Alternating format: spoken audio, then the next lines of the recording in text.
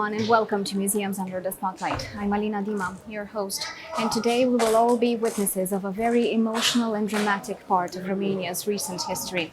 We will visit a very important place in the northern part of Transylvania, and that is the memorial of the victims of communism and the resistance. So, be ready for a page of history.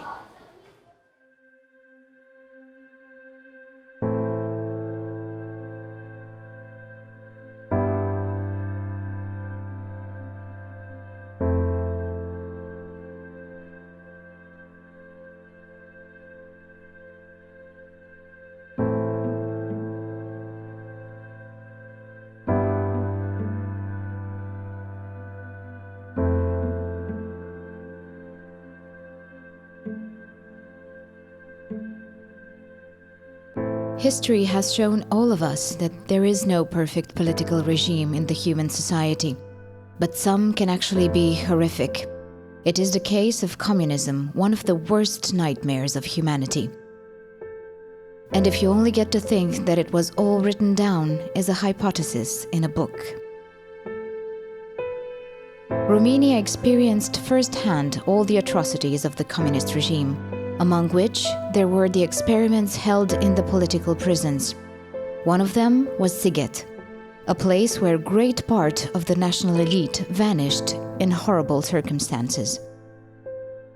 The Memorial Museum of Communist Victims is found on the former prison of Sighet that was built in 1857.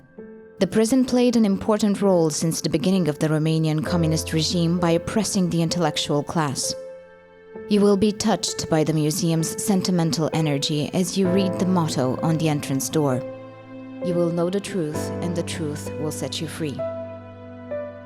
The prisoners were kept in unwholesome conditions, miserably fed, and stopped from lying down during the day on the beds in unheated cells. They were not allowed to look out the windows. The ones that would even try to think about disobeying the rules would be locked in the black cell, completely isolated, a chamber that during summer felt like an oven and in the winter time was freezing. Medical care was out of the question. In fact, one of the prison doctors apparently said that medicines were useless and that nature should just follow its course, considering the age of most prisoners, who were elder people. Finally, shutters were placed on the windows so that only the sky was visible. Humility and ridicule were part of the extermination program.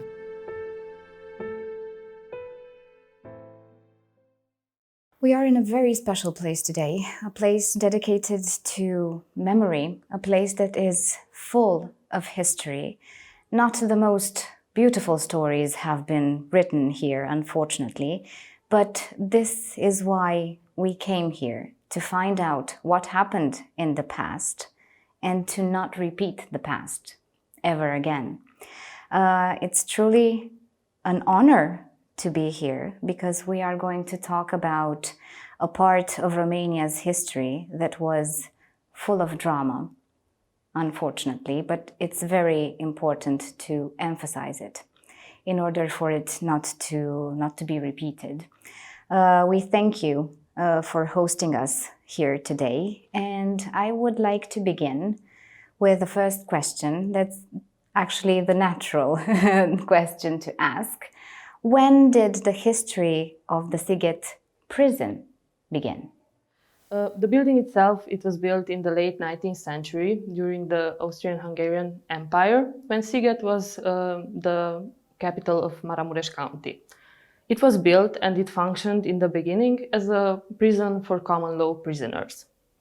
In 1948, a group of high school students from Sighet, along with their teacher, Aurel Vișovan, were kept here during interrogations for 6 months. But the real turning point in the history of the prison was the year 1950, when the prison became exclusively a political prison. And for 5 years, the political, cultural, and religious elite of the country was brought here in total secrecy and kept in horrible conditions.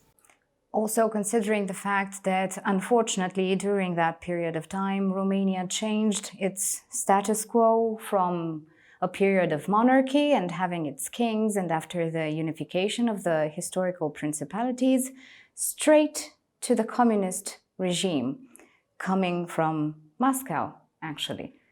Yes, and the communist regime tried to eliminate everybody who had something to say, or everybody who represented something in the past, to make it easier for them, this transition to communism. So nobody would do anything against them. So how was the prison structured once all the political elite was brought here? The majority of the prisoners were arrested in the night from 5 to 6 May in Bucharest. It's the night that we now call the Dignitaries' Night, when all the formal political personalities of Romania, majority of them were arrested, and 2-3 days later they were brought to Sighet, as I said, in total secrecy. They were put inside the cells. Most of the cells are for one person, which permits the isolation more. They were kept always hungry. It was a total lack of medical care. So it was a slow extermination prison. They weren't executed by gunshot or by hanging. Only the conditions led to their death. And most of them were 60, 70, and some of them 80 years old when they got to prison. So it was even harder for them to survive in these horrible conditions. Were there any formal accusations in their regards, and did they have the right to a formal trial? No, the only public trial that took place was the trial in which Iuliu Maniu and the leaders of the National Peasant Party were convicted, but the trial was only a setup, because it was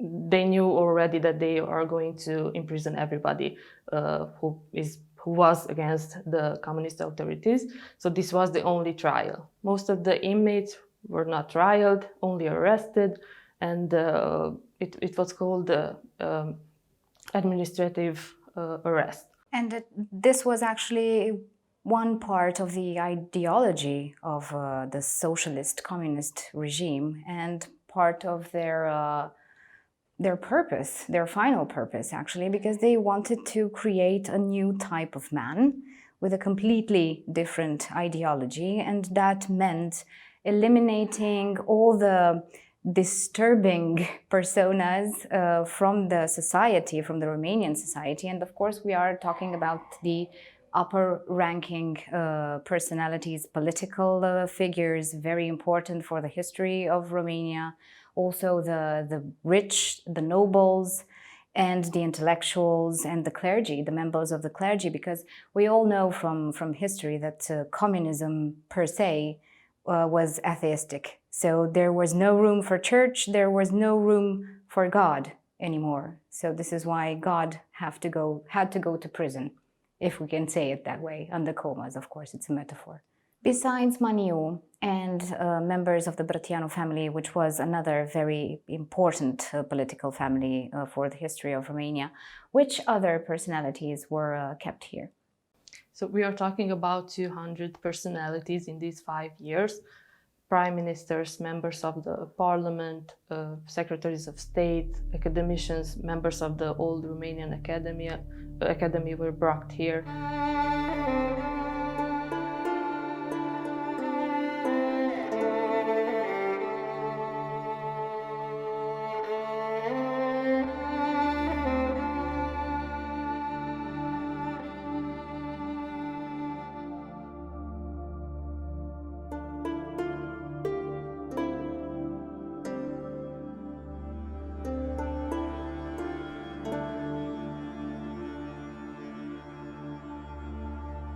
We were shocked to realize by seeing the museum that most prisoners in the prison were doctors, economists, lawyers, historians, teachers and governors, and the family members of the victims persecuted by the communist regime witness to its existence. Out of the 200 personalities that were imprisoned in Sighet, 53 of them actually died in their cells, and the communists wrote on their official death certificates that those prisoners were uneducated and with no occupation. which was an awful lie. Sighet prison saw 4 former prime ministers, 5 governors of the National Bank of Romania, ministers and academicians. The eradication of the intellectual class of interwar Romania, the dumbing down and the translocation of peasants to the city led to a loss of identity that we face even today. We were talking earlier about the dignitaries and the politicians that were brought here at Sighet, but alongside them, there were also members of the clergy, of the Roman Catholic Church and of the Greek Catholic Church. I would like to talk about them now, especially because they were beatified by the Vatican. The communist regime had a different approach for each church individually. In the Orthodox Church, they removed the leaders and replaced them with some leaders that were in favor of the Communist Party. So they tried to use the Orthodox Church as a tool of propaganda.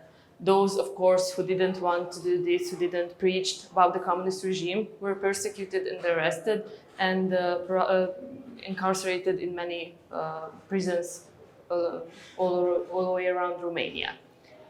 In 1948, the Greek Catholic Church was banned. The priests and the bishops were offered the choice to convert to Orthodoxism and to continue their work. But they were loyal to Rome, to the Pope, and to their faith, and they refused. So all of the Greek Catholic bishops were arrested and taken to forced domiciles in Orthodox monasteries. Rome acknowledged the martyrdom and devotion of 7 Greek Catholic bishops that were imprisoned and suffered greatly in Sighet, and Pope Francis himself gave the beatification speech during his apostolic visit to Romania. Their names are Ioan Suciu, Valeriu Traian Frențiu, Alexandru Rusu, Iuliu Hosu, Vasile Aftenie, Ioan Bălan, and Tit Liviu Chinezu. They were all buried in the pauper cemetery, in common graves, so their exact burial ground is unknown even today. Therefore, a beautiful monument was created there to honor the memory of the Christian martyrs. Roman Catholic priests and bishops were as well sentenced and brought here to Sighet. From them, Anton Durković, the former bishop, Roman Catholic bishop of Iași, also died here in 1951. He was beatified as well. And Bogdan Fisilard, the former bishop from Oradea, he didn't die here. He died in Aiud, but he served time as well in Sighet prison and was beatified. In total, 16 bishops were kept here, and this is the most recent exposition in the museum, this room dedicated to the memory of them. And of course, the beatifications by the Vatican and by the recent visit of Pope Francis is somehow meant to rehabilitate their memory and to ask forgiveness for the errors of the past. Because, of course, we cannot change the past, unfortunately, but we can make sure that the present looks a lot different. And in the future, all of these mistakes, generically speaking, will never be repeated. As I said, they choose to suffer for their faith. They all supported each other, no matter their faith, and they were of a spiritual comfort for one another. The bishop prisoners were obliged to clean the prison. They distributed food, and these were the occasions in which they could get in contact with the other prisoners and be there for them emotionally and spiritually, even though it was forbidden.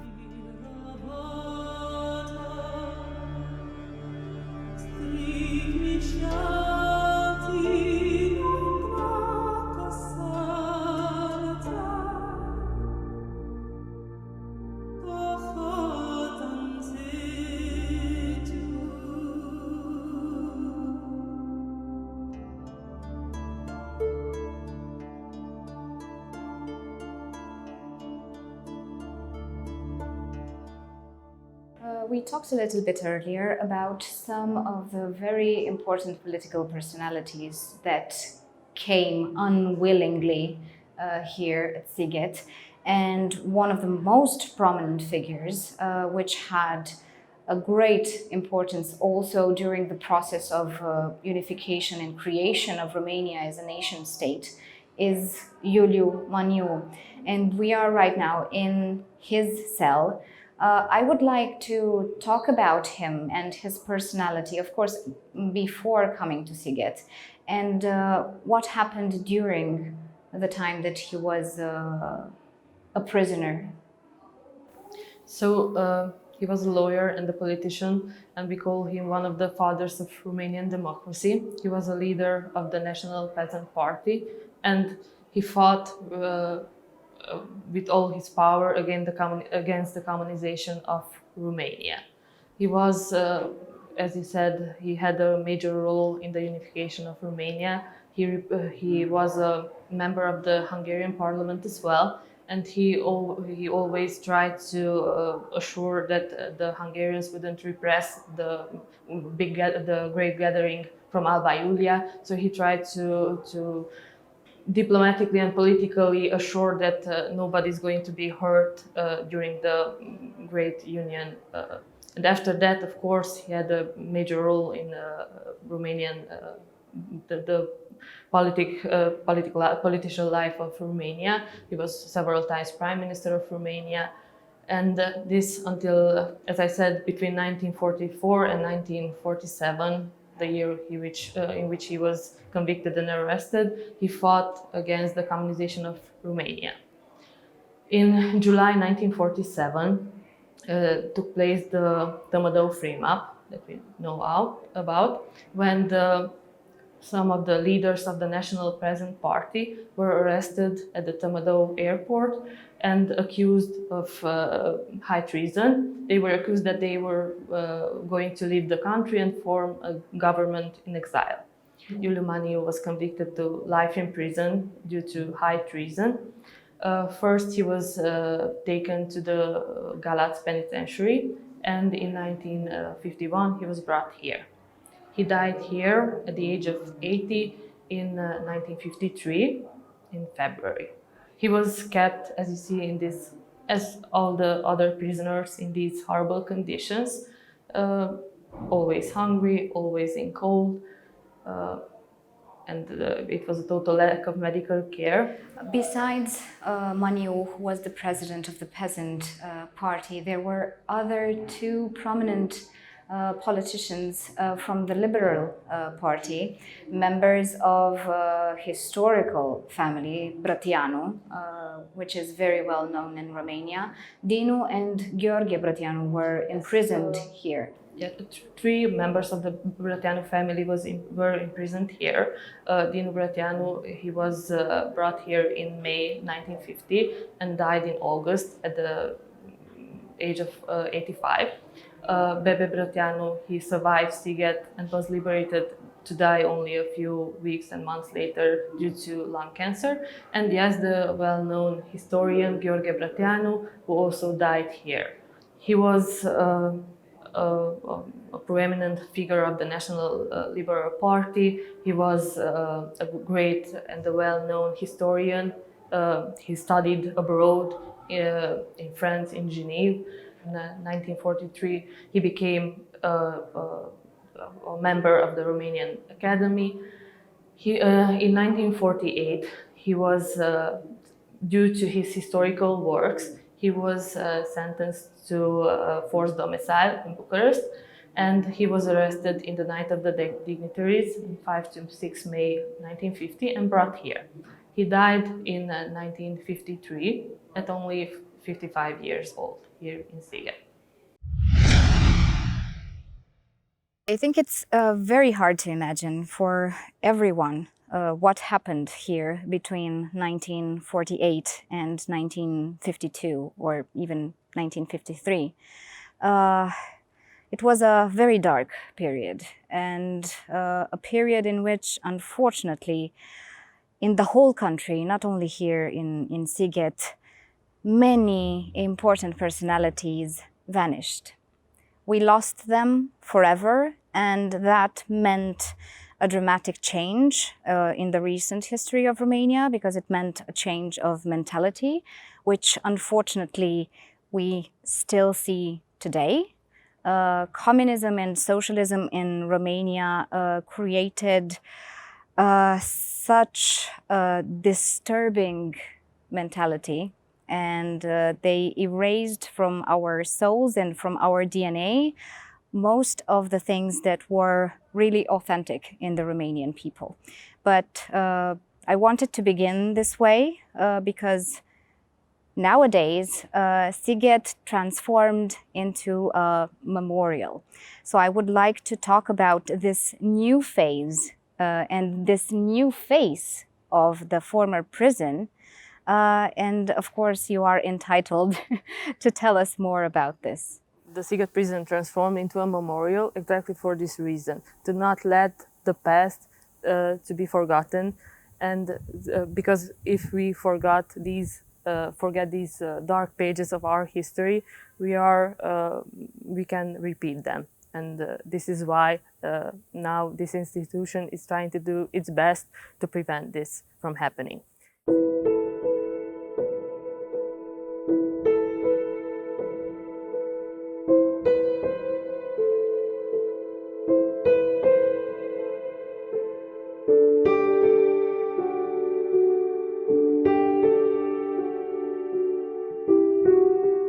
Sighet was again transformed into a common law prison in 1953 and functioned as such until 1977.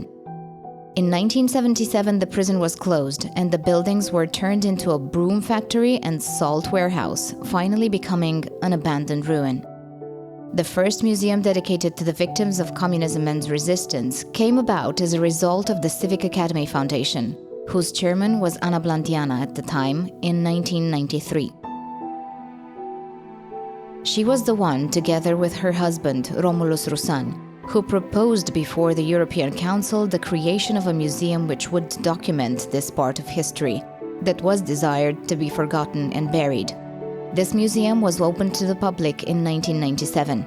The greatest victory of communism, a victory dramatically revealed only after 1989, was to create people without a memory. A brainwashed new man unable to remember what he was, what he had, or what he did before communism. The creation of the memorial of the victims of communism and to the resistance is a means of counteracting this victory, a means to resuscitate the collective memory. The Sighet Memorial is considered one of the best places that preserves history in Europe. And because it's a museum, but it's in such an emotional place and such a special place, along the scientific facts, many artworks have found their home here in Sighet, and the most symbolic and emblematic one is the convoy of the sacrificial victims by Aurel Vlad, which it was made out of wood and it was inside the prison, and from 1998 it was cast in bronze, and since then it's here in the second courtyard of the prison, and it became the emblem of the museum. As I said earlier, here when it was a political prison, prisoners weren't executed. So the convoy of the sacrificial victims doesn't show us the place where prisoners were executed. They have a more metaphorical meaning. As you see, a headless leader is leading 17 human figures into the wall, into nothing.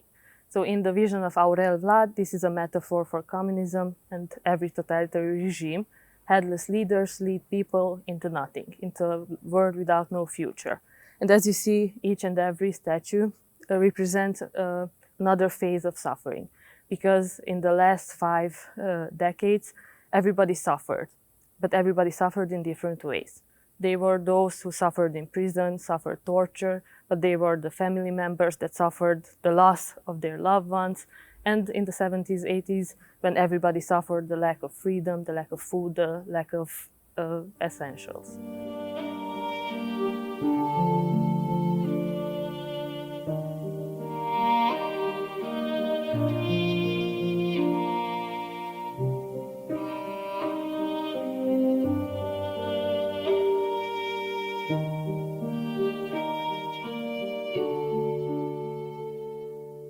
The There is also a special place of silence and prayer, like a small chapel in the courtyard of the old prison, enabling each visitor to light a candle for the souls of the tortured.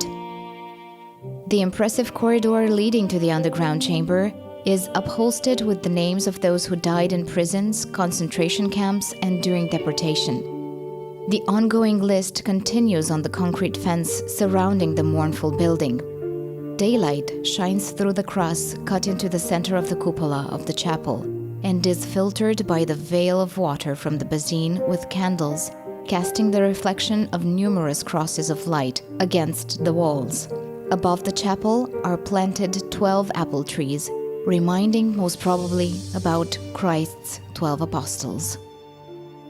Well, ladies and gentlemen, today's show was about sacrifice, memory, and most of all about faith. But I cannot emphasize enough how crucially important it is for us to learn our history in order not to repeat it ever again. Until next time, remember to make your life a beautiful story.